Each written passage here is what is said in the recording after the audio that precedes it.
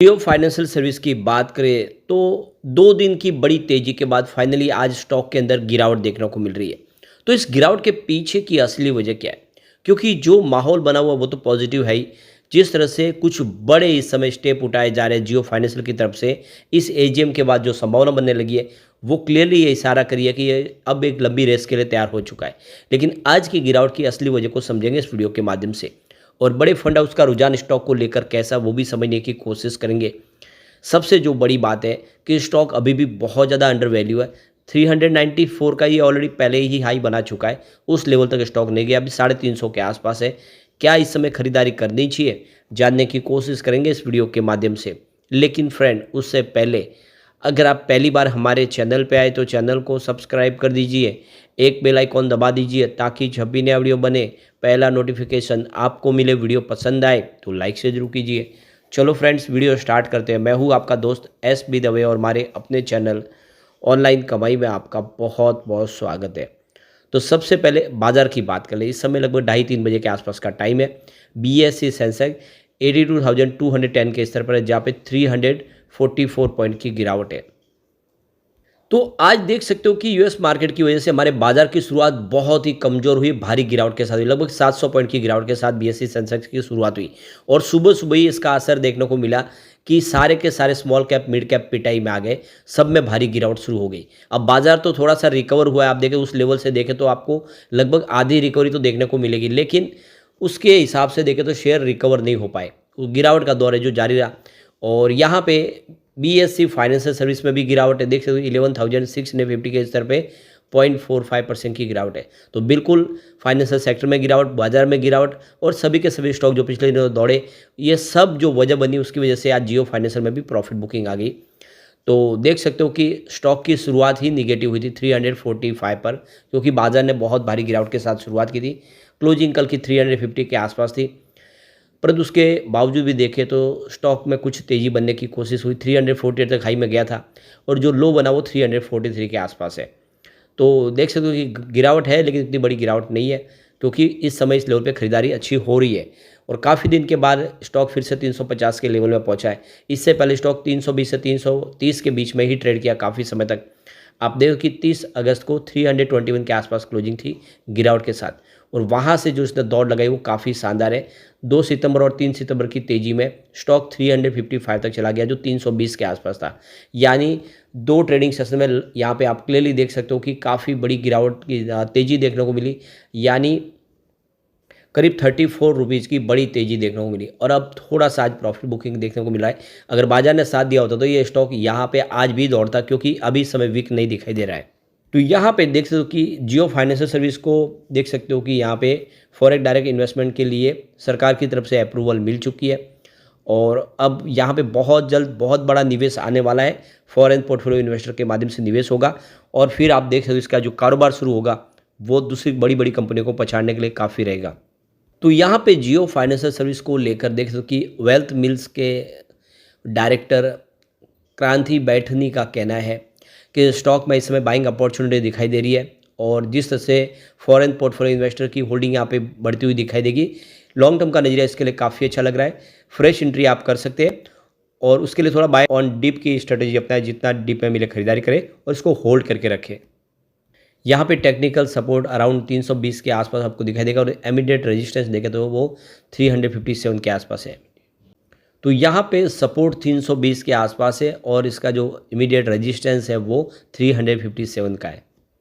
तो दूसरी तरफ अगर आप देखें तो यहाँ पे देख दो कि जिगर एस पटेल जो मार्केट एक्सपर्ट है आनंद राठी के और टेक्निकल एनालिस्ट है, वो भी यहाँ पे इस सब लेवल पे खरीदारी की सलाह दे। 320 के स्टॉप लॉस के साथ आपको खरीदारी करनी चाहिए और यहाँ पे देखो कि आने वाले समय यह स्टॉक 350 को अगर होल्ड कर लेता तो 370 तक जा सकता है। आने वाले समय जो ट्रेडिंग रेंज होगी वो 300 से 370 के बीच होगी। तो कुल मिला के जिगर एस पटेल के हिसाब से भी खरीदारी करनी चाहिए। दूसरी तरफ देखें तो सेबी रजिस्टर AR रामचंद्रन के हिसाब से इस समय स्टॉक थोड़ा सा दबाव में दिखाई दे रहा है। यहाँ पे इसका जो स्ट्रॉन्ग रेजिस्टेंस 357 के आसपास है।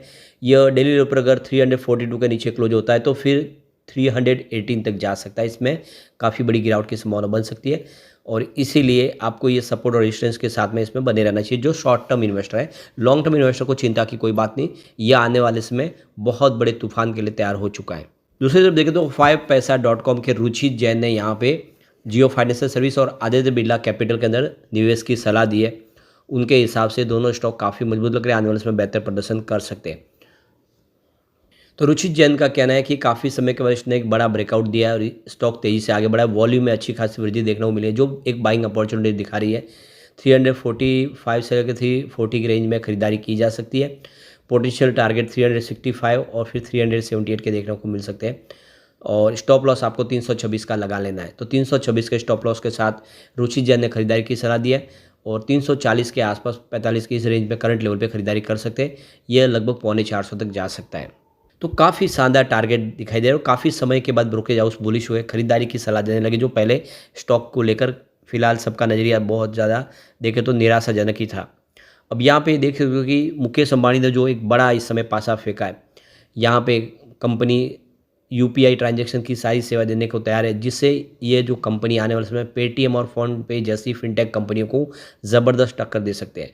इसके पीछे वजह है कि इसका जो हमने बैकग्राउंड अगर देखें तो जिस सेक्टर में एंट्री मारते हैं उसमें मार्केट लीडर बन जाते हैं और दूसरी कंपनियों को पछाड़ देते हैं। तो बिल्कुल यहाँ पे भी कुछ नए तरीके से इन्होंने कामकाज की शुरुआत की है। यहाँ पे इन्होंने जो बैंकिंग सेवाएं शुरू की आप देखें तो यह एक तरह से बैंक इन पॉकेट के स्ट्रेटेजी अपना रही है कंपनी, जिसके तहत देखो नो ब्रांचेस, किसी प्रकार की ब्रांच में जाने की जरूरत नहीं, किसी प्रकार की वेटिंग लाइन में आपको बैठने की ज़रूरत नहीं है। सब कुछ आपको आपकी उंगलियों के ऊपर हो जाएगा। स्मार्टफोन के माध्यम से आप सारी बैंकिंग सेवाओं का फ़ायदा ले पाएंगे और इसीलिए आने वाले इसमें कस्टमर जियो फाइनेंस की जो सर्विस है उसको लेना पसंद करेंगे। अब यहाँ पे यूपीआई पेमेंट के माध्यम से जो ऐप के माध्यम से अगर आप देखें तो सारी सेवाएं देने को तैयार है। यहाँ तक कि आप देखो म्यूचुअल फंड से लेके ब्रोकिंग का आप काम कर सकते हैं, होम लोन तक ले सकते हैं। ऐसी सारी सेवाएं आपको एक ऐप के माध्यम से मिलने वाली है और ऑलरेडी इसमें 10 लाख डाउनलोड हो चुके हैं। इसका मतलब ये है कि एक ज़बरदस्त तेज़ी की संभावना बन रही है। ऐसे में ये स्टॉक आने वाले समय कमाल करेगा क्योंकि जो बिजनेस है वो वाकई शानदार है। साथ में इसके लिए जो एक और सबसे बड़ी अपॉर्चुनिटी है F&O में शामिल होने की, यह पूरी तरह से अभी समय एलिजिबल है F&O में जाने के लिए और सेबी के नए रूल्स के तहत ये F&O में ट्रेड करने लगेगा और साथ में ये निफ्टी 50 का हिस्सा भी बन जाएगा। ऐसे में आप देख दो कि ये एक अच्छी शुरुआत है लॉन्ग टर्म के नजरिया लेकर निवेश करने की। आने वाले समय यानी फाइनेंशियल ईयर 2025 में देखें तो ये निफ्टी 50 में शामिल हो जाएगा और उस समय इसकी प्राइस बढ़ती हुई दिखाई देगी। तो ये अच्छा मौका है निचले लेवल से खरीदारी करने का। अब कुछ डील हुई है, वो डील क्या का इशारा करिए आज तो देख सकते हो कि सुबह सुबह बाजार खुलते ही 9:15 पर 344 की प्राइस से 1,16,000 शेयरों की एक बिकवाली हुई। तो उसी समय 9:15 पर 345 की प्राइस से 1 लाख शेयरों की फिर से एक खरीदारी हुई। तो उसी समय 9:15 पर 343 की प्राइस से 1,76,000 शेयरों की एक बड़ी बिकवाली हुई। फिर 9:15 पर सुबह सुबह ही बाजार खुलते ही 345 की प्राइस से 1,64,000 शेयरों की एक फिर से खरीदारी हुई। यानी दोनों तरफ का माहौल था, सुबह सुबह खरीदारी भी हो रही थी और सामने बिकवाली भी हो रही थी। फिर 9:25 पर 346 की प्राइस से 1,69,000 शेयरों की बिकवाली हुई। तो फिर 12:59 पर 345 की प्राइस से 1,48,000 शेयरों की एक खरीदारी हुई। तो ये क्लियरली आप देख सकते हो कि फिलहाल दोनों तरफ का माहौल बना हुआ, जिस तरफ पल्ला भारी होगा और साथ में बाजार जिस करवट जाएगा उस हिसाब से इसमें संभावना बन सकती है। अगर बाजार ने साथ दिया तो यहाँ पे एक बड़ी तेजी के लिए स्टॉक फिर तैयार है। अब एक बार इसके पिवट लेवल को चेक कर लेते हैं। तो यहाँ से अगर गिरावट होती है तो 343 का पहला सपोर्ट है, ये टूटा तो 336 तक स्टॉक जाएगा। गिरावट और बढ़ी तो 330 तक जा सकता है।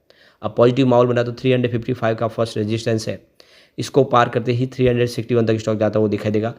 तेजी और जारी है तो फिर 368 तक जा सकता है। इस हिसाब से अपनी रणनीति बना सकते हैं। लेकिन फ्रेंड, कोई भी इन्वेस्टमेंट करने से पहले अपने फाइनेंशियल एडवाइस बड़े ले लें या अपना खुद का रिसर्च करें, क्योंकि मैंने वीडियो आपके एजुकेशनल पर्पज़ के लिए ही बनाए। वीडियो पसंद आए तो लाइक से जरूर कीजिए और चैनल को सब्सक्राइब कर दीजिए। Thank you friends.